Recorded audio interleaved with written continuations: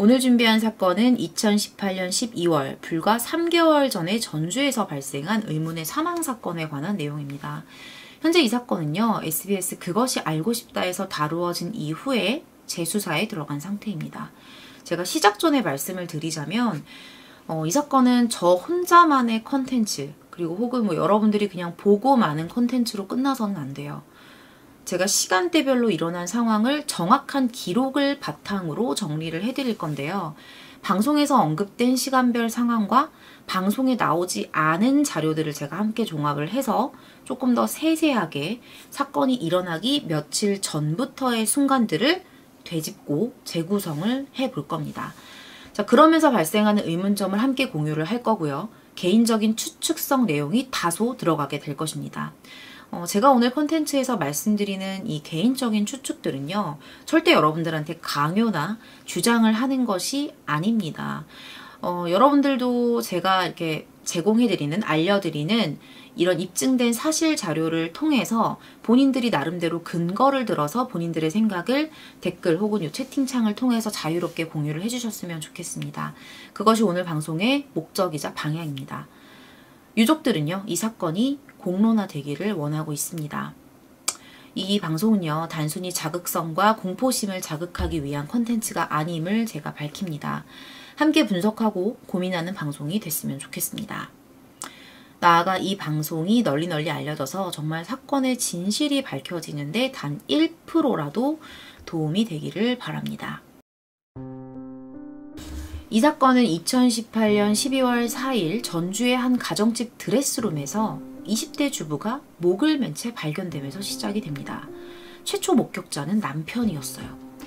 남편의 말에 의하면 이 두 사람이 오후 4시경에 중국 음식을 시켜서 아이와 함께 먹었다고 합니다. 그런데 술을 한잔하는 과정에서 아내가 갑자기 화를 내면서 돌변을 했다는 거예요. 남편은 아내에게 방에 들어가서 좀 쉬라고 했고 아내는 방으로 들어갔습니다. 그런데 시간이 조금 흐른 뒤에 뭔가 불길한 느낌이 드는 거예요. 아내가 계속 울고 있었는데 그 소리를 듣고 있었는데 어느 순간 그 소리가 딱 끊긴 거죠. 가서 이렇게 문을 열어보려고 했더니 문까지 잠겨 있었어요. 순간 불안해졌다고 합니다. 그래서 급하게 경비실로 달려가서 마스터키를 찾았지만 마스터키가 없었고요. 망치를 빌려서 올라와 문을 부수고 들어갔더니 아내가 드레스룸 문고리에 목을 메고 있었다고 했습니다. 지금 이 드레스룸입니다. 현장이에요. 이 남편은 곧바로 이웃에게 도움을 청해서 119에 신고를 했고요. 가족들과 이웃 그리고 119 대원들이 그녀의 집에 도착을 했습니다. 자, 제가 지금까지 말씀드린 게 남편이 설명한 당시의 상황이에요. 구조대가 도착한 후에 곧바로 병원으로 옮겨져서 사투를 벌인 끝에 그녀의 심장이 간신히 뛰기 시작했지만 이미 뇌의 80%가 손상이 된 상태였기 때문에 회복의 가능성은 거의 없었습니다.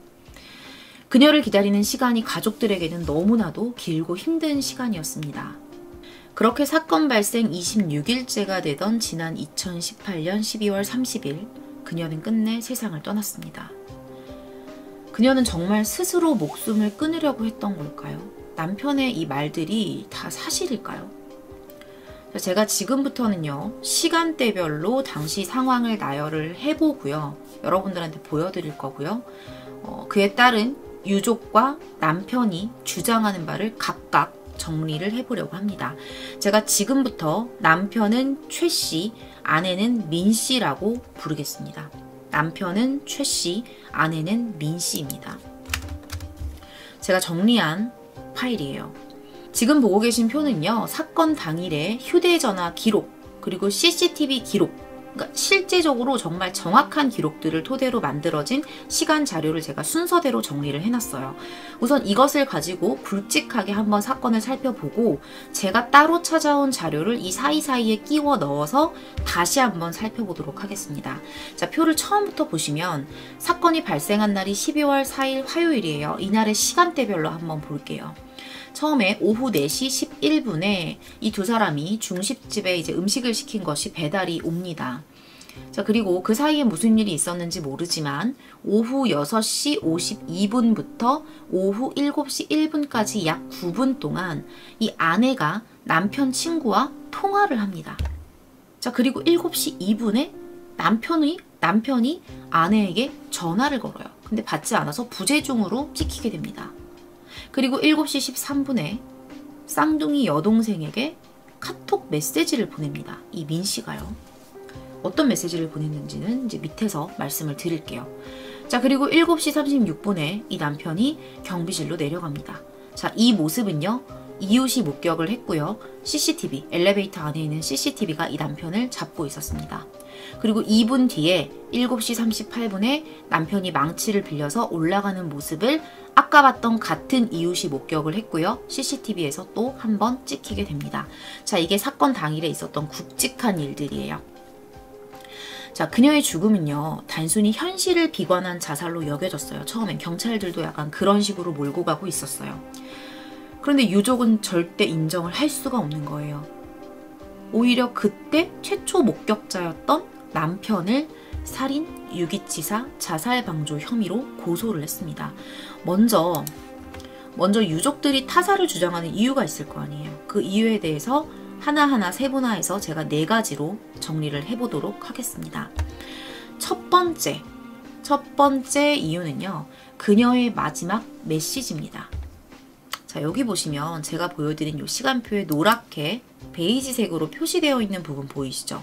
7시 13분에 이 민 씨가요, 쌍둥이 여동생에게 마지막 메시지를 보냅니다. 이게 결정적으로 자신의 이 민 씨가 자살이 아니라고 생각하는 근거가 이 안에 있었어요. 자, 이 시간대와 연관된 자료들 때문에 가족들이 절대로 자살할 리가 없다고 주장을 합니다. 이것이 그녀의 마지막 메시지입니다. 자, 어떤 메시지였는지를 제가 보여드릴게요. 자, 바로 이겁니다. 자, 이 사진은 그것이 알고 싶다 방송분을 캡처한 건데요. 동생이 언니에게 어디냐고 물어봤고요. 오전에. 자, 그리고 한참 동안 대답이 없다가 오후 7시 13분에 알 수 없는 문자들을 보내고 밑에 드레스룸 대피소 아래라는 2개의 카톡 메시지를 남깁니다. 이 2개를 남기고 동생이 이 메시지를 받고 나서 한 20분 정도 있다가 언니한테 전화를 건 거예요. 뭔가 이상하니까. 전화를 걸었는데 이미 전화기는 꺼져 있었어요. 쓰러져 있는 언니를 발견하고서 이 메시지에 나온 그대로 드레스룸 대피소 아래쪽을 살펴봤더니 그 안에 그녀의 휴대폰이 숨겨져 있었고요. 이 암호 같던 문구들은요, 휴대폰의 비밀번호였습니다. 언니가 만약에 정말 자살을 시도한 거라면 그 안에 유서라도 있지 않을까라는 생각으로 휴대폰 잠금을 해제하고 이곳저곳 뒤져봤더니 그곳에서는 유서가 아닌 충격적인 사실을 담은 자료들이 잔뜩 들어있었습니다. 바로 남편 최 씨의 외도 증거들이었습니다. 그녀는 남편 모르게 이혼 소송을 준비를 하면서 법적 증거도로 쓰기 위한 자료들을 하나하나 휴대폰에 모아왔던 거죠. 그 안에 있었던 자료 2가지를 제가 보여드릴게요. 첫 번째, 이거는 상간녀의 사진이에요. 모자이크 처리가 되어 있긴 한데요. 상간녀의 사진이고요.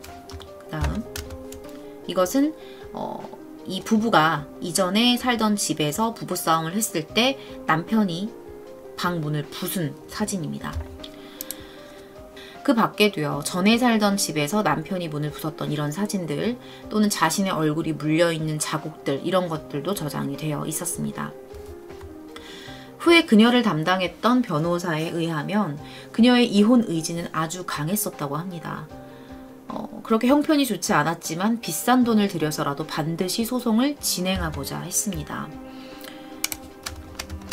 자, 이것은 뭐냐면 이렇게 이혼 후에 자신이 다닐 직장, 그리고 아들과 함께 살 집들, 이런 것들을 알아보면서 자기가 이혼하고 나서 어떻게 살지의 그 계획들을 차곡차곡 다 세우고 있었던 거예요. 근데 가족들은 이렇게 준비를 했던 아이가 갑자기 유서 한 장 남기지 않고 자살을 했을 리가 없다고 말을 합니다. 친구들의 생각도 마찬가지였어요. 남편 최 씨의 외도는 이번이 처음이 아니었습니다. 이미 같은 직장에서 일하던 7살 어린 여성과 한 차례 외도를 했어요. 아까 보여드렸던 그 사진의 주인공입니다. 상간녀 1입니다. 상간녀 1. 그리고 그 사실을 이 아내가 알게 된 이후에 증거를 모아봤던 거죠. 하지만 잘못한 사람들이 먼저 사과를 하고 바뀌면 자신도 잘 살아볼 생각으로 증거는 모았지만 소장을 접수를 하지는 않았었어요. 자, 그녀가 한 카페에 남겼던 글을 가져왔는데요. 이것을 보시면 그녀의 생각이 어떠했는지 알 수 있습니다. 카페에 남겼던 글인데요. 여기서 노랗게 박스 쳐진 부분만 보시면 돼요. 먼저 사과하고 바뀐다고 하면 살아보고 상식 밖으로 계속 적반하장으로 나오면 더도 말고 이혼 도장 찍으려고요. 이게 첫 번째 외도가 걸렸을 때 이제 이 민 씨가 카페에 남긴 글의 일부입니다. 실제 글입니다.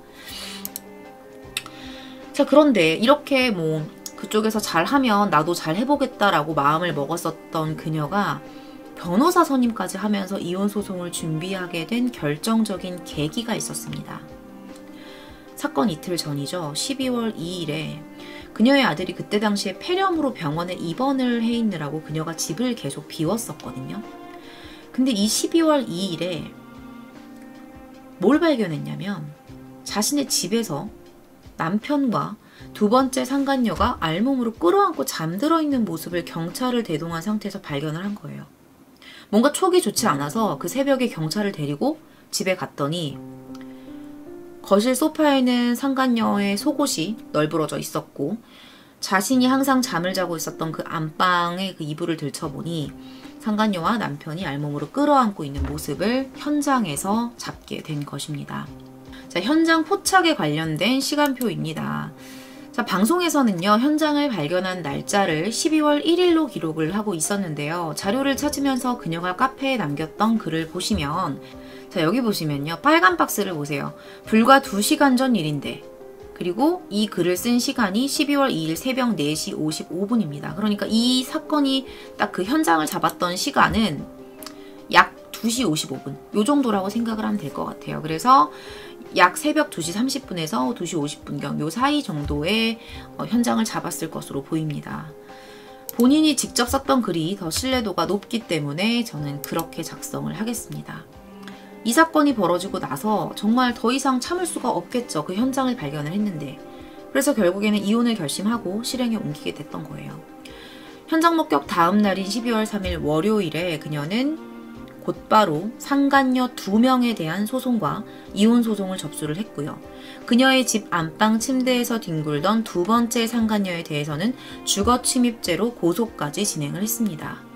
이렇게 이혼을 위한 증거 자료들을 모으면서 이후의 생활에 대해서도 철저하게 준비를 했던 그녀가 소송을 건 바로 다음 날 갑자기 밥을 먹다가 자살을 했다는 거는 사실 3자의 입장에서도 다소 믿기가 힘들었습니다. 그것도 끔찍하게 생각하는 어린 아들과 함께 있던 집에서 말이죠. 그날도 그녀는 동생과의 전화통화에서 쟁반짜장을 겨우 먹는 아픈 아들을 걱정하는 내용의 통화를 했었습니다. 자, 유족들이 타살임을 주장하는 두 번째 이유입니다. 남편이 거짓말을 하고 있다고 생각을 하고 있었어요. 유족들은. 자, 유족들은요, 사고가 벌어지고 난 뒤에 다소 이해하기 힘들었던 남편 최 씨의 대처에 대한 의문점을 그에게 묻는 과정에서 말의 앞뒤가 맞지 않았던 부분을 지적을 합니다. 대처 자체에 대한 의문점은 제가 뒤에서 천천히 살펴보기로 하고요. 우선 최 씨와 민 씨 어머니의 통화 내용을 한번 보도록 하겠습니다. 그리고 그 당시에 시간 상황표와 함께 볼게요. 자, 녹취. 당시에 이 민 씨의 어머니와 최 씨가 통화했던 내용들을 제가 글로 적어왔어요. 이거를 보시면 좀 이해하기가 쉬우실 거예요. 자, 붉은 글자가 민 씨의 어머니고요. 검정색 글자는 최 씨입니다. 종합을 해보면요. 지금 여기 보시면 제가 간단하게 읽어드릴게요. 내가 가장 화가 나는 건 그 상황에 나한테 전화를 하든지 119 바로 전화를 했었어야지. 마지막에 중국집에 전화해서 시켰을 때 제 거 휴대전화를 서리가 들고 시켰어요. 어머니가 말합니다. 근데 어디다 놨는가를 몰라서 나는 모르는 거야 이게. 이놈의 휴대전화가 어디 있는지 그 정신머릿속에서 찾으려니까 보이지도 않고 서리 휴대전화는 우선 빨리 켜보려고 했더니 휴대전화가 꺼져 있어요. 서리 휴대전화가 꺼져 있더라고? 꺼져 있었어요. 그러면 그때 서리 휴대전화를 봤어? 아니 떨어져 있었다니까. 네 옆에 떨어져 있었다고? 서리 휴대전화가? 네 옆에? 내가 서리를 들쳐서 막 이렇게 하니까 툭 떨어지는 소리가 났었어. 이렇게 말을 합니다. 자, 이걸 종합을 해서 한 줄로 요약을 하면 목을 메고 있는 아내를 들쳤더니 휴대폰이 툭 하고 떨어졌고 그 휴대폰이 꺼져 있었다라는 말을 하고 있는 거죠. 자, 우선 여기서 하나씩 살펴볼게요. 첫 번째 파란 박스를 보시면요. 민 씨가 최 씨의 휴대폰으로 중국집에 전화를 걸었고 그 이후에 자신의 휴대폰을 찾을 수 없었다라고 얘기를 합니다. 하지만 오후 4시 11분 중국집 포스기의 기록은 다른 이야기를 하고 있었어요. 주문 당시에 전화를 건 번호가 최 씨가 아니었던 거예요. 최 씨 번호의 뒷번호로 그 포스기 아무리 조회를 해도 안 나와요. 근데 이 사망한 민 씨의 휴대전화 뒷자리로 조회를 하니까 딱 그 시간에 배달을 한 게 나왔던 거죠. 또한 그의 주장을 반박하는 객관적인 증거가 하나가 더 있었습니다. 바로 오후 7시 2분에 그러니까 중국집에 전화를 건 시각과 민 씨가 드레스룸에서 발견된 시각 사이에 최 씨가 민 씨의 휴대전화로 전화를 걸었었고 부재중이 찍혀 있었다는 사실이에요. 자, 시간표를 한번 보시면 4시 11분에 중식집 배달이 왔죠. 그리고 요 밑에 세 번째 줄 보시면 7시 2분에 남편으로부터 부재중 전화가 걸려옵니다. 자신의 휴대폰을 아내가 썼기 때문에 어디 있는지 몰랐다는 그의 주장과 역시 맞지 않았습니다. 자, 이번에는 노란색 박스와 분홍색 박스를 보실게요. 자, 노란색 박스와 분홍색 박스를 함께 보시면 자신이 민 씨를 들쳤더니 휴대전화가 툭 하고 떨어졌고 그 휴대전화가 꺼져 있었다라고 말을 합니다. 하지만 민 씨의 휴대폰은요. 그녀의 동생이 경찰이 입회하에 드레스룸 옷 사이에서 발견을 했어요. 꺼져 있긴 했었어요. 근데 켰을 때 휴대폰 배터리는 충분했습니다. 자, 여기서부터는 제 개인적인 의견인데요. 휴대폰이 꺼져 있다라는 말은요. 여러분 잘 생각을 해보세요. 휴대폰이 꺼져 있다라는 말은 이 최 씨 본인에게 신고의 의지가 있어서 직접 핸드폰을 눌러봤다는 것을 인정하는 것과 같죠. 자, 그렇다면 보세요. 전원 버튼을 딱 한 번만 눌러보지는 않았을 가능성이 아주 큽니다. 지금 되게 응급한 상황이에요. 근데 자기 핸드폰이 어디 있는지 몰라. 신고를 해야 되는데 내 핸드폰이 어디 있는지를 모르는 그런 긴급한 상황 속에서 툭 하고 떨어진 이 민 씨의 휴대폰이라도 켜야지만 신고를 할 수 있는 이런 긴급한 상황이었다면 그 사람은 이렇게 한 번 켜보고 안 켜진다고 말았을까요? 적어도 2번이고 3번이고 버튼을 눌러봤을 거고요. 그 중에 한 번은 켜지는 게 맞지 않을까요? 곧 꺼져 있었다라는 말을 하는 것은 당연히 이상하게 받아들여질 수밖에 없다고 생각합니다. 실제로 배터리도 충분했고요. 자, 이번에 세 번째 이유입니다. 유족들이 타살이라고 주장하는 이유 세 번째. 이번에 아까 말씀드렸던 것처럼 아내를 발견한 이후에 최 씨의 대처 자체에 대해서 집중을 한번 해보도록 하겠습니다. 발견 시각은요, 언제로 보냐면 최 씨의 진술에 따라서 이제 망치를 들고 올라갔던 그 시점 이후로 한번 시점을 볼게요. 자, 유족들이 제기했던 의문은 이전에 살펴본 통화 내용에 나와 있습니다. 자, 이렇게 말했었죠. 첫 번째 줄에. 왜 그런 긴급한 상황에 나에게 전화를 하거나 119에 신고를 하지 않았느냐라고 민 씨 어머니가 다그쳐 물었습니다. 자, 이에 대해서 최 씨가 했던 말의 결론을 보면 결국 두 사람 휴대폰이 없어서 신고를 할 수 없었다는 것이 돼요. 그리고 유족들한테는 자신이 심폐소생술도 했다라고 말을 합니다. 자, 안에서 무언가 잘못된 걸 느낀 최 씨가 경비실로 내려가서 망치를 빌려 올라오면서 엘리베이터 CCTV에 찍힌 시간이 7시 38분입니다. 자, 여러분들 엘리베이터 요즘에 빨라요. 19층에 살긴 하지만 2분 안쪽으로 도착합니다. 적어도 집에 7시 39분, 늦어도 7시 40분에는 집 안으로 들어왔을 거예요. 스스로의 말처럼 정말 응급하고 불길함을 느꼈던 상황이라면 지체하지 않고 방 문고리를 들어가자마자 아주 세게 내리쳤을 겁니다. 자, 성인 남성이요. 최 씨의 집과 비슷한 방문을 망치로 부숴서 문을 여는데 걸리는 시간에 대한 실험을 했는데요. 그 결과가요. 3명을 상대로 실험을 했어요. 근데 2명은 2분 30초, 2분 40초 정도 나왔었고 1명만 7분 몇 초가 나왔어요. 그러니까 결국에는 적어도 아무리 늦어도 8분 안쪽으로는 방문을 충분히 망치로 열 수 있다는 거거든요. 자, 만약에 최대한 오래 걸려서 이 최 씨가 문을 여는데 8분이 걸렸다고 해도 7시 47분에는 문을 열었어야 돼요. 정말 오래 걸렸다고 해도. 그래서 그때는 민 씨를 발견을 했어야 된다는 거예요. 7시 47분에는 여러분들. 만약에 여러분 생각해보세요. 상상을 해보세요. 여러분들이 만약에 최 씨라면 문을 딱 따고 들어갔어. 근데 드레스룸에 아내가 목을 매어 자살 시도를 한 모습을 발견을 했어요. 그럼 어떤 반응을 보이실 것 같아요? 자, 최 씨 말대로요. 휴대폰이 없어서 신고를 할 수 없었다라는 말을 100% 믿고 상황을 봐봅시다. 100% 믿고 상황을 본다고 해도 그가 발견한 약 7시 47분부터 이웃에게 처음으로 도움을 청했던 7시 58분 사이에 약 11분의 시간이 빈다는 거예요. 7시 47분이라는 거는 문을 따고 들어갔을 것 같은 예상 시간이에요. 그리고 이웃에게 실제로 도움을 청했던 시간이 7시 58분이에요. 얘랑 같이 보시면 돼요. 이 표랑. 그럼 이 사이에 11분이라는 시간이 있거든요. 이 시간을 어떻게 설명해야 될까요? 누군가 이렇게 말할 수도 있어요. 뭐 11분이 뭐가 그렇게 중요해요. 허둥지둥 하다 보면 지날 수도 있는 시간이지 라고 말씀하실 수도 있어요.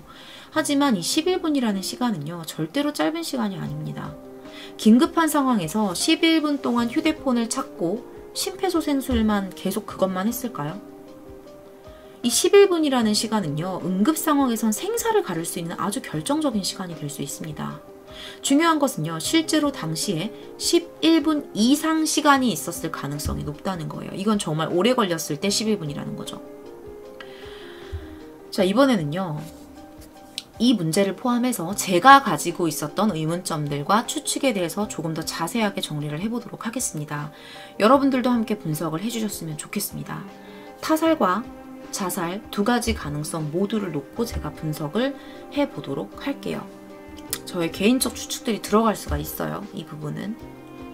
자, 첫 번째 의문점입니다. 드레스룸 옷 사이에서 발견된 민 씨의 휴대폰을 숨겨놓은 사람이 과연 민 씨가 맞을까에 대한 의문입니다. 저는요, 이 휴대폰을 숨긴 사람이 최 씨일 가능성에 대해서도 생각을 해봤어요. 하지만 결론적으로 최 씨가 휴대폰을 그곳에 숨겨놓을 이유는 없다고 판단을 했습니다. 이유는요, 자, 최 씨가요, 민 씨를 들었을 때 그녀의 휴대폰이 툭 하고 떨어졌다라고 말을 했었죠. 근데 만약에 그게 사실이라면 민 씨의 휴대폰은 현장에서 발견되지 않았어야 합니다. 그 안에 어떤 기록이 남아있을지 모르기 때문이죠. 하지만 쌍둥이 동생에 의해서 휴대폰이 발견이 됩니다. 발견이 되었다는 것은 최 씨는 아내의 휴대폰을 처음부터 보지 못했다는 거고요. 결론적으로 옷 사이에 숨긴 사람은 민 씨가 되는 겁니다. 그 이후에 처음으로 발견한 게 동생이 되는 거고요. 두 번째 의문점입니다. 민 씨가 동생에게 보냈던 그 7시 13분의 메시지 기억하시죠? 자, 그 메시지를 마지막으로 휴대폰을 그냥 놔둘 수도 있는데 굳이 전원을 끄고 드레스룸 옷 사이에 숨겨놓은 이유는 무엇일까요? 이 행위를 했던 이유는 무엇일까요? 자, 주목하셔야 하는 부분은요. 전원을 끄고 숨겨놨다는 부분입니다. 민 씨는요, 동생에게 휴대폰의 암호화 위치를 보낸 이후에 전원을 껐어요. 끄고 숨기는 행동이라는 것은 누군가를 의식한 행동일 가능성이 높죠. 근데 이게요, 자신의 동생과 엄마를 의식한 행동으로 보이지는 않아요. 자, 폰을 숨겨야 하는 상황에서 동생한테는 폰의 위치를 알려주는 문자를 남겨뒀기 때문입니다. 누군가로부터 숨겨야 했을까요? 도대체 함께 있어야 하는 최 씨가 아닌 동생이 먼저 휴대전화를 발견하기를 원했기 때문에 동생에게 메시지를 남기고 최 씨는 휴대전화를 찾을 수 없게끔 끄고 숨긴 게 아닐까요? 이것은 다분히 남편 최 씨를 의식한 행동으로 보여졌습니다. 그렇다면 왜 민 씨는 휴대폰을 끄고 숨겨야만 했을까요? 그것도 같은 집 한 공간에서 말이에요. 한 가지 이미지 자료를 보여드릴게요. 제가 보여드리는 이것이 제가 원하는 이 의문점에 대한 이유의 뭐 정확한 근거가 아닐 수도 있는데요. 여러 가지를 분석을 하다 보니까 제 마음에 걸렸던 부분이 바로 이거예요. 이거는 현장 잡았던 그날 있죠. 12월 2일에 민 씨가 카페에 남긴 글의 일부를 제가 캡처를 해서 가져왔습니다. 생각 정리하려는데 어떻게 이혼을 해야 잘한 걸까요? 이 새낀 시댁에는 말하지 말아달라. 2주만 시간을 주면 자기가 다 정리하고 떠나주겠다고 하는데 이혼 소송을 거는 게 나을까요? 협의 이혼을 할까요? 라는 글을 올렸어요. 노란 색깔 부분을 보시면요. 시댁에 말하지 말아달라. 2주만 시간을 주면 내가 다 정리하고 떠나겠다라는 말을 합니다. 자, 이미 첫 번째 외도를 들켰어요. 시댁 식구들도 다 압니다. 첫 번째 외도를 들키고 석 달 만에 또다시 같은 그 직장의 직원과 바람을 피웠다는 사실이 알려지기 직전이 된 거예요. 그러니까 그게 되게 두려웠었겠죠.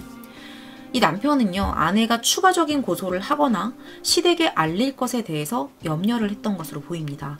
실제로요, 이 아내가, 이 민 씨가 두 번째 상간녀가 집에 들어왔었잖아요. 이거에 대해서 신고를 했어요. 주거침입죄로 신고를 했더니 이 남편 최 씨가 진짜 전화기에 불이 날 정도로 전화를 걸면서 걔는 아무 잘못 없다. 너 지금 밖에 내놓으니까 네가 별짓을 당하는구나. 너 빨리 안 들어오면 내가 애기 퇴원시키겠다. 애 퇴원해서 죽으면 네 탓이다. 이런 식으로 계속 전화로 협박을 하고 폭언을 했었습니다. 그런 협박들 때문에 옆에서 이제 민 씨 옆에서 조서를 작성하고 있던 형사가 그 소리를 듣고서 접근 금지 명령 내려야 되는 거 아니냐 이런 말까지 했을 정도라고 합니다. 자, 마지막은요, 방송에 나왔던 통화 내용에 대한 부분입니다. 자, 민 씨의 어머니와 최 씨가 사건 발생일 이후에 일주일이 훨씬 지나서 했던 통화 녹음 내용이 있어요. 어머니는 그날의 진실을 알고 싶으니까 하나도 빼놓지 말고 대답을 해달라고 말을 했고요. 최 씨는 하나도 빼놓지 않겠다고 다짐을 한 뒤에 대화를 이어갑니다. 그런데 그는 대화 중에 어디에도 자신이 12월 2일에 불륜 현장이 발각되어서 둘 사이가 최악이 되었다는 말은 한마디도 하지 않습니다. 다만 뭐라고 얘기를 하냐면요. 어머니도 아시겠지만 설이랑 나랑 요즘 좀 자주 싸웠어요. 라는 식으로 평상시에 보통 부부들이 그렇듯이 싸우고 화해하고 이런 식의 어떤 일상적인 관계인 것처럼만 말을 하고 있었어요. 다만 요즘 조금 많이 싸웠다. 정말 중요한 이슈에 대해서는 얘기를 하지 않습니다. 자, 고인이 중환자실에 입원을 했을 때도요. 오빠가 밖에서 계속 지키고 있을게. 무서워하지 마. 라면서 세상 잃은 듯한 표정을 보였지만 또한 사건 당일에 고인이 자신에게 웃으면서 오빠 오늘은 반성한 사람처럼 보이네. 라고 말했다고 했지만 실제로 유족들이 확보했던 증거에는 너 칼로 찔러 죽일 거야 라는 협박이 있었다고 합니다. 사실 제가 조금 의아했던 부분이 있어요. 아내가 12월 3일에 고소를 준비를 하고서 왜 마주하기도 싫은 남편과 술 한잔에 밥까지 먹었었는지 사실 그 점도 되게 의문스럽기는 마찬가지입니다. 그 이유는 아무도 모르고요. 그날 그들이 밥을 먹으면서 정확히 어떤 대화를 나누었는지 그것은 남편 최 씨만이 알 것입니다. 지금 계속해서 저의 생각을 이어가고 있는데요. 조금 헷갈리시는 분들이 있으실 것 같아서 제가 무슨 얘기를 하고 있었냐면 왜 휴대폰을 끄고 숨겼을까? 그 행위가 누구를 의식한 것이며 왜 그 사람을 의식했는지에 대한 저의 개인적인 생각들을 지금 밝히고 있었습니다. 계속 이어갈게요. 저의 개인적인 생각으로는요. 중국집 음식을 시켜서 먹었던 그 식사 당일이 상간녀에 대해서 주거침입죄 고소를 완료했던 다음 날이었거든요. 그리고 남편은 방금 제가 말씀드린 것처럼 상간녀를 상당히 보호하려고 하는 그런 모습들을 보였어요. 그리고 자신 또한 불륜이 집안에 알려지기를 원하지 않았기 때문에 민 씨와 그 문제에 대해서 나름대로 풀어보면서 자신한테 불리한 상황이 되지 않게 하려고 식사 자리를 만들었던 게 아닐까라는 생각을 했습니다. 정말 잘못을 뉘우쳐서 그렇지 않았을까라는 생각을 하시는 분들도 있을 것 같은데 그건 아닌 것 같아요. 첫 번째 불륜 이후에 석 달 만에 불륜을 저지른 사람이 게다가 불륜 발각 현장에서 아내한테 너 뭐하는 짓이냐 되려 화를 내면서 상간녀의 알몸을 이불로 덮어주기까지 했던 사람이 이틀 만에 뉘우쳤다? 그건 100% 아니라고 생각합니다. 사람은 변하지 않거든요. 아내는 그 전까지도요. 두 사람 모두 사라졌으면 좋겠다. 남편이 말하는 것만 들어도 머리가 지끈거린다라고 했을 정도였기 때문에 먼저 밥을 먹자고 했을 가능성은 적다고 판단이 됩니다. 술을 사왔던 것도요. 이 최 씨 말로는 민 씨가 이렇게 말을 했대요. 오빠는 친구들이랑만 술 마시지 말고 나랑도 마셔줘. 이런 식으로 말을 해서 자기가 술을 사왔다는 거예요. 근데 웃긴 건 12월 2일에 그런 현장을 목격하고 다음날 고소를 준비를 하고 있었던 여자가 이혼 직전에 자신의 남편에게 서운한 마음을 드러낸다? 이건 전 쉽게 이해가 가지가 않아요. 이미 관계가 끝났는데 법적으로만 이어져 있을 뿐이지 이미 다 끝난 관계인데 오빠가 나랑도 술을 마셔줬으면 좋겠어 라고 서운한 마음을 드러냈다는 것도 저는 이해가 잘 가지 않습니다. 어쨌든 그 자리에서 술을 먹으면서 언성이 좀 높아졌을 거고요. 아내의 휴대폰에 주거 침입에 관련된 증거뿐만 아니라 남편의 첫 번째 상간녀 때부터 모든 증거 자료들이 있다는 사실을 알게 되면서 집안에서 그녀의 휴대폰을 찾아내기 위해서 어떤 행동을 계속해서 하지 않았을까요? 자, 한 집에서요. 같은 집에 있는데 아내의 휴대폰으로 전화를 걸었었고요. 아내는 그 휴대폰을 남편을 의식해서 잠금 장치를 해놓고 전원을 끈 뒤에 드레스룸에 숨겼잖아요. 동생한테만 힌트를 남기고. 게다가 당일 오후 6시 52분경에 이 민 씨가 남편 최 씨의 가장 친한 친구에게 전화를 걸어서 남편을 자기 앞에서 제발 좀 치워달라. 아직도 상간녀랑 연락을 하고 있다. 빨리 와달라고 하면서 전화통화를 했었습니다. 분명히 그날 둘 사이에 감정이 격해질 만큼의 대화는 오고 갔을 것입니다. 여러분들은 이것에 대해서 어떻게 생각하시는지 궁금합니다.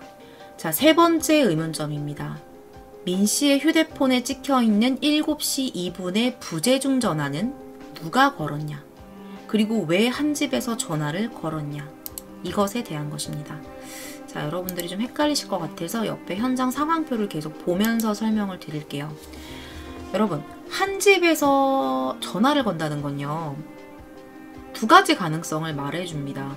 첫 번째는 한 집에 있지만 두 사람의 장소가 분리가 돼 있다거나, 뭐 예를 들면 한 사람은 방에 들어가 있거나 한 사람은 마루에 있거나, 또는 이 민 씨의 핸드폰 자체의 행방이 궁금해서, 두 가지 이유가 될 수 있죠. 그런데 두 사람의 장소가 분리되어 있다고 하더라도 한 집에서 전화로 소통하는 건 좀 이상하잖아요. 그래도 가능한 경우가 있다라고 한다면 아래 언급을 하겠습니다. 자, 최 씨의 전화기로 여기 표현 보시면 아시겠지만 7시 2분에 남편으로부터 부재중 전화가 걸려왔다고 했어요. 그럼 여러분들은 당연히 남편이 자기 핸드폰으로 전화를 걸었겠지라고 생각을 하지만 그건 아무도 모르는 거예요. 누가 누구 폰을 만졌을지는 아무도 모르는 거죠. 최 씨의 전화기로 전화를 건 사람은 최 씨였을까? 민 씨가 최 씨의 폰으로 걸었을 수도 있지 않았을까라는 생각을 제가 했었어요. 근데 민 씨는요. 7시 1분까지 최 씨의 친구한테 집으로 와달라며 울면서 부탁 전화를 했었기 때문에 전화를 끊고 1분 사이에 폰이 자신의 손에 없어서 그걸 찾으려고 최 씨 폰으로 전화를 걸었다? 이럴 가능성은 없다고 봐요. 따라서 7시 2분에 민 씨의 휴대전화에 찍힌 최 씨의 번호는 최 씨가 직접 걸었을 거예요. 자, 그럼 여기서 낼 수 있는 결론이 무엇일까요? 최 씨의 전화기로 전화를 건 것은 최 씨 자신이고 7시 1분까지 울며 전화통화를 했었던 민 씨가 적어도 7시 2분 그 시점에는 최 씨와는 다른 공간에 있었을 가능성이 높다라고 판단을 했을 때 그녀가 안방문을 잠그고 들어갔기 때문에 방문을 두드리거나 전화를 걸었을 수도 있을 거라는 거죠. 만약에 그녀가 안방에 들어가서 남편의 친구와 통화를 했는데 최 씨가 문이 열리면 그냥 열었겠죠. 근데 이제 문이 안 열리고 계속 대답도 없으니까 전화기로 전화를 걸어봤던 것 같아요. 혹은 그녀가 방에서 밖으로 나왔다고 해도 자신의 증거가 들어있는 그녀의 폰을 찾기 위해서 전화를 걸었을 수도 있죠. 너 핸드폰 어딨어? 난 모르겠는데? 어딨어? 이렇게 전화를 해봤을 수도 있을 것 같아요. 뭐 예상 가능한 그림인 것 같아요. 자, 그렇다면 7시 2분에 전화를 걸었던 것이 아내가 방 안에서 무슨 일이 벌어진 게 아닐까? 걱정돼서 전화했을 수도 있지 않냐? 이런 생각도 해봤지만 만약 그때 무슨 일이 벌어졌다라고 직감을 했으면 그때 망치를 가지러 내려갔어야죠. 7시 36분에 망치를 가지러 가지는 않았을 겁니다. 그리고 또 다른 결론. 자, 이렇게 최 씨가 자신의 폰으로 직접 전화를 건 것이 만약에 확실하다라고 본다면 중국집 배달 전화 이후에 자신의 전화기를 보지 못했다는 것이 명백한 거짓말이 됩니다. 가족들도 의심했던 부분이었죠. 자, 이번에는 네 번째 의문점입니다.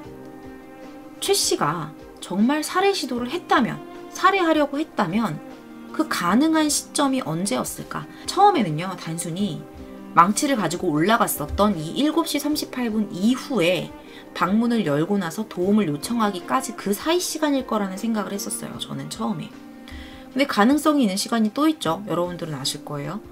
저 윗부분에 있는 시간입니다. 크게 두 개의 시간대로 나누어 보자면 좀 쉽게 보실 수 있게 마지막 메시지를 보냈던 7시 13분에서 경비실로 내려간 7시 36분까지의 약 23분의 시간이 있고요. 망치로 문을 열었던 예상 시점이 아까 제가 7시 47분이라고 말씀을 드렸죠.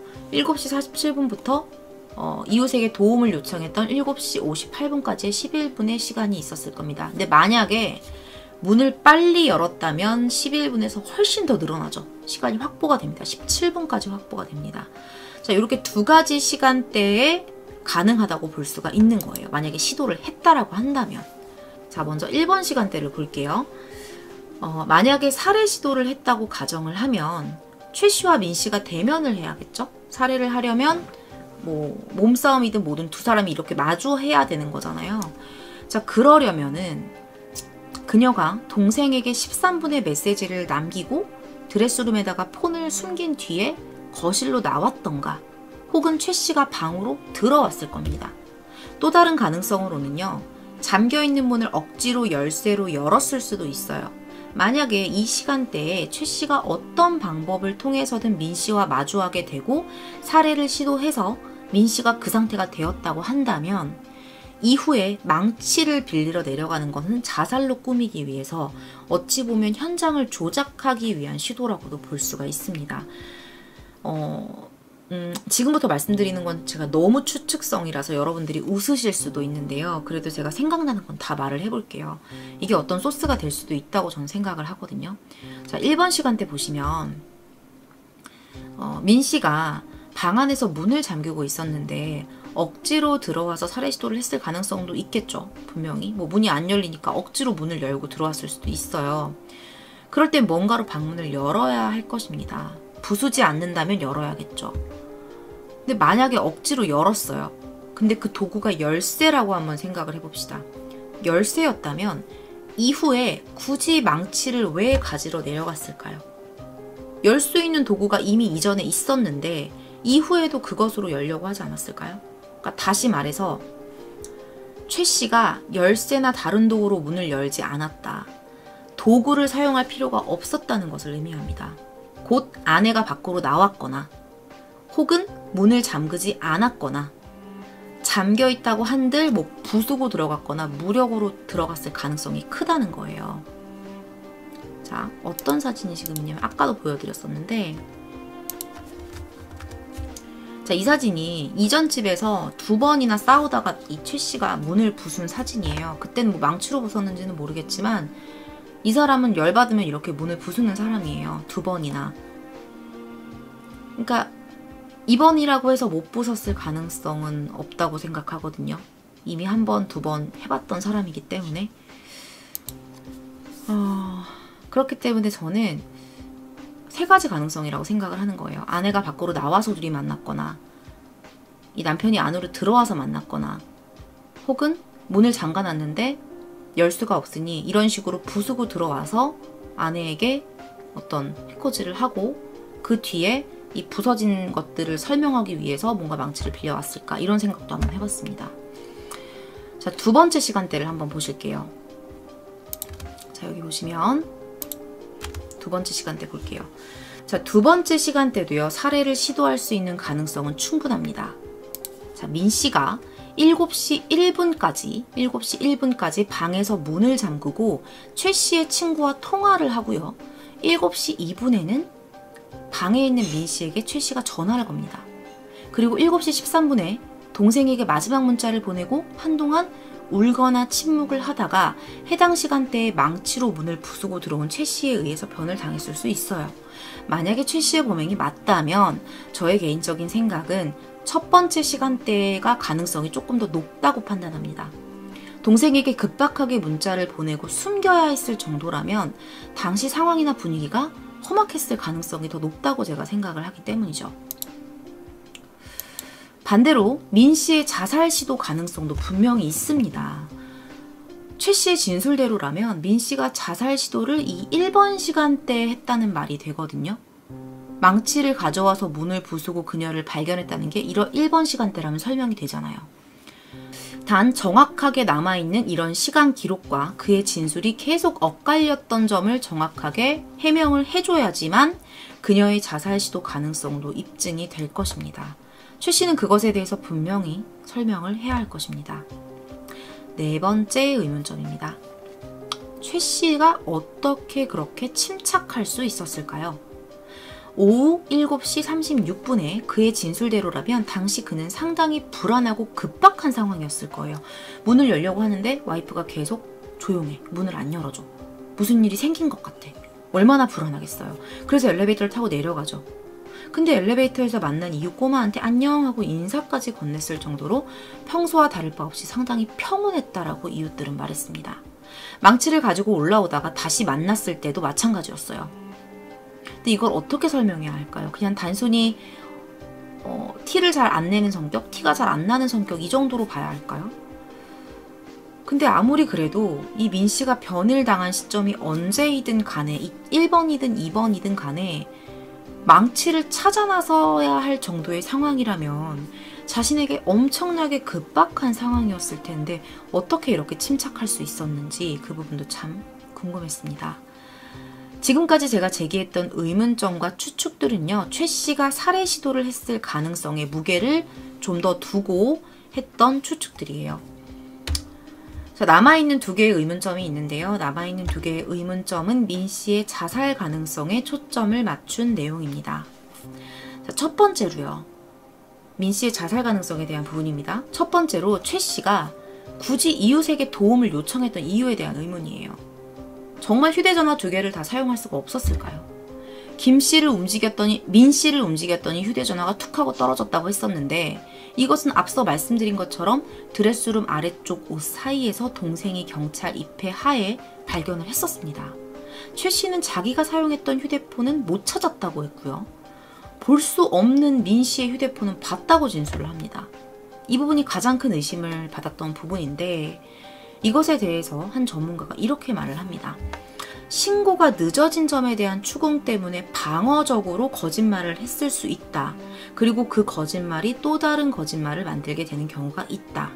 하지만 이것만 가지고 사건 조작이라고 판단하기는 어렵다라고 말을 합니다.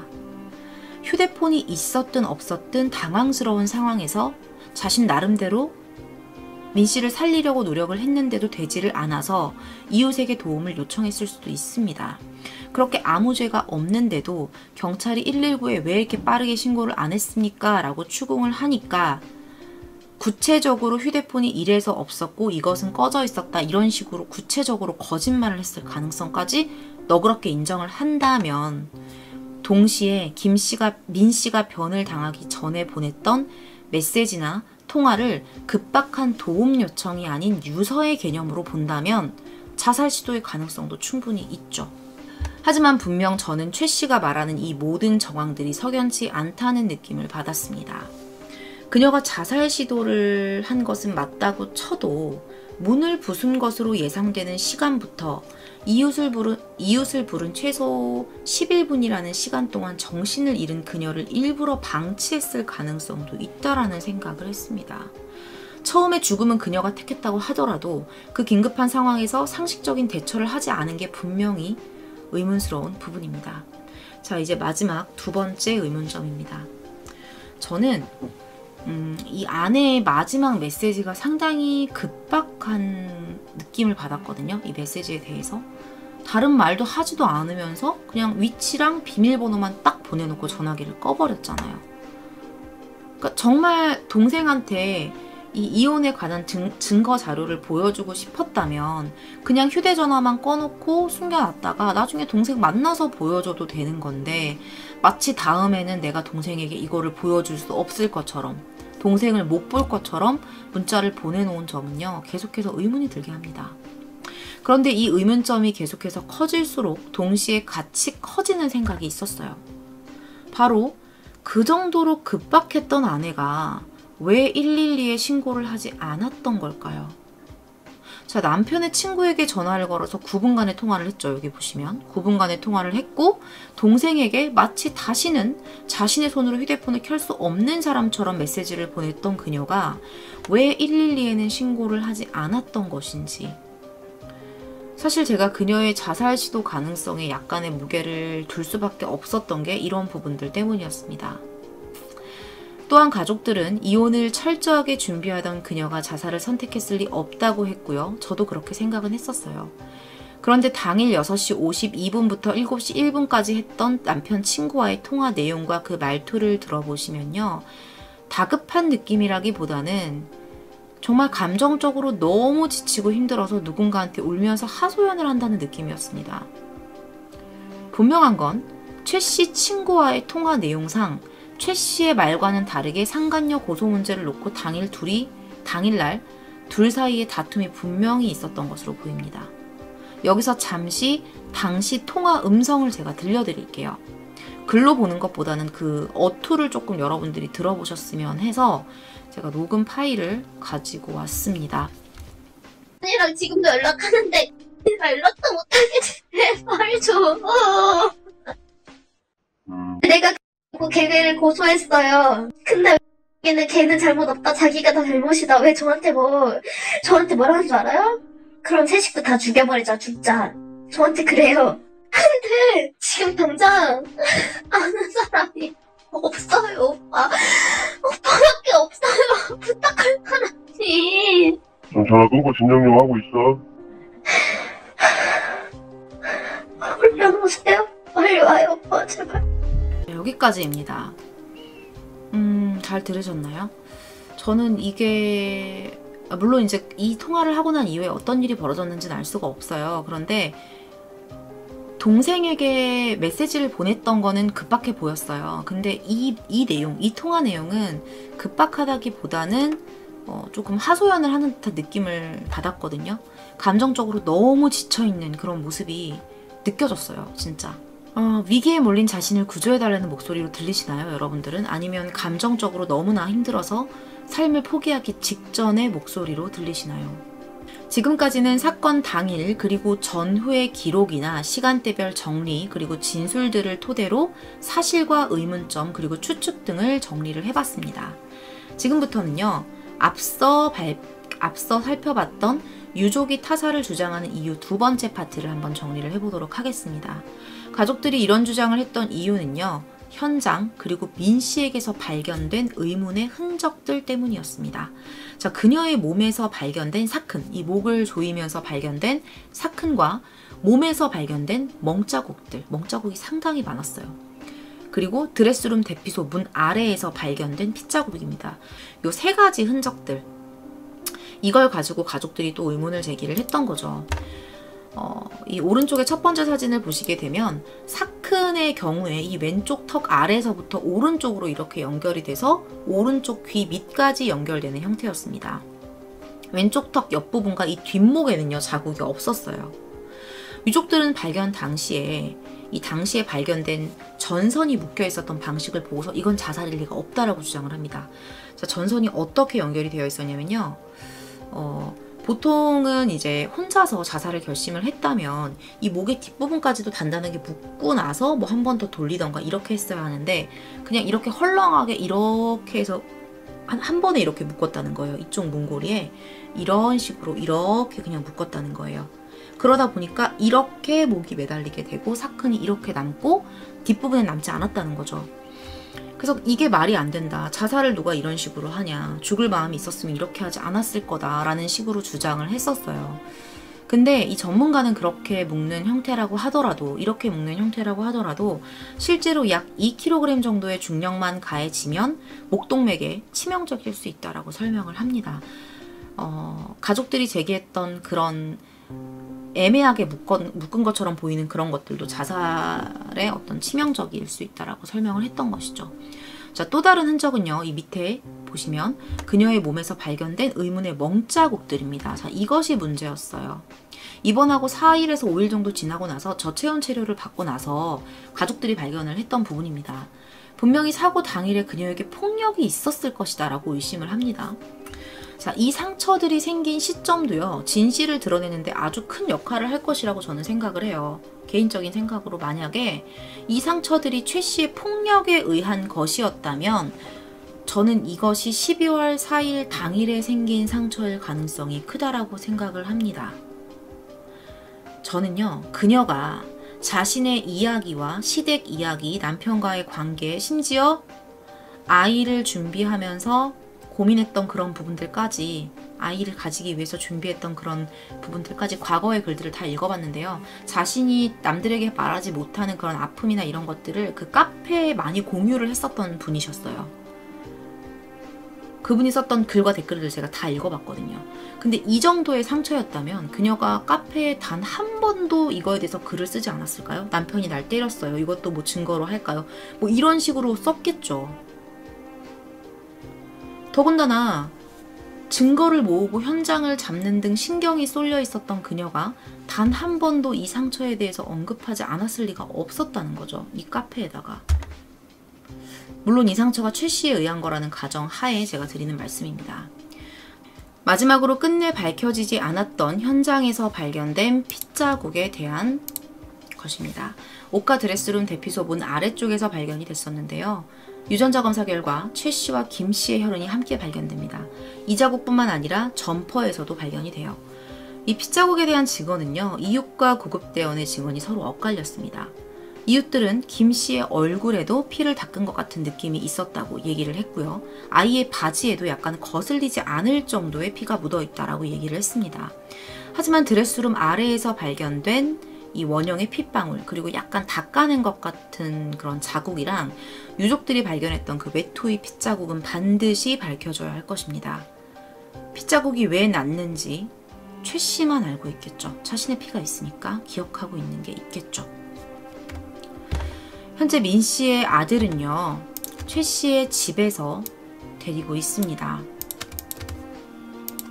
원래는 이 상호 합의하에 아이를 민 씨의 가족들이 돌보기로 했었는데요. 유족 측에서 최 씨에 대한 타살 의혹을 제기하고 고소를 하면서 갑자기 태도가 돌변한 거죠. 경찰은 최 씨에 대한 뚜렷한 혐의점이나 물적 증거는 찾지를 못했어요. 그리고 드레스룸의 핏자국이나 뭐 민 씨의 몸에서 발견된 멍자국, 이런 것들이 뭐 결정적으로 그녀를 사망하게끔 만들지는 않았다, 죽게 만들었다고 보기는 어렵다, 막 이런 식의 말을 경찰들이 했는데요.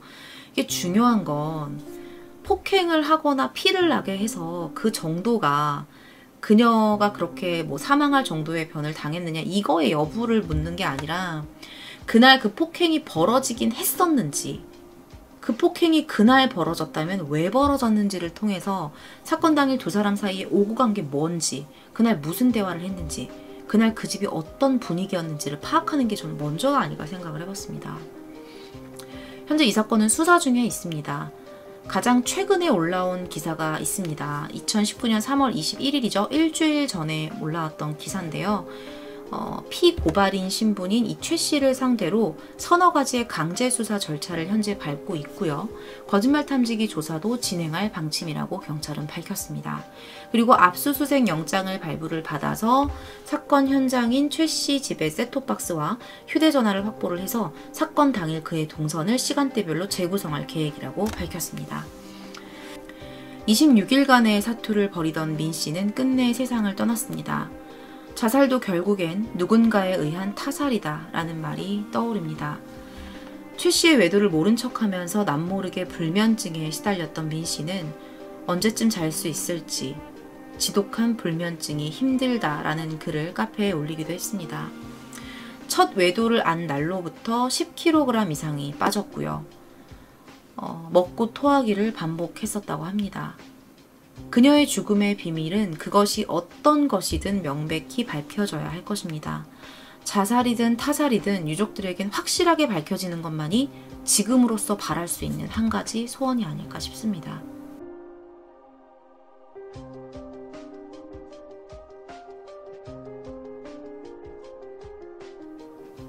민 씨의 시아버지는요, 장례식장에서 민 씨의 쌍둥이 동생에게 자신이 왜 이곳에 손주를 데리고 오지 않았는지를 설명하면서 믿기 힘든 말을 했습니다.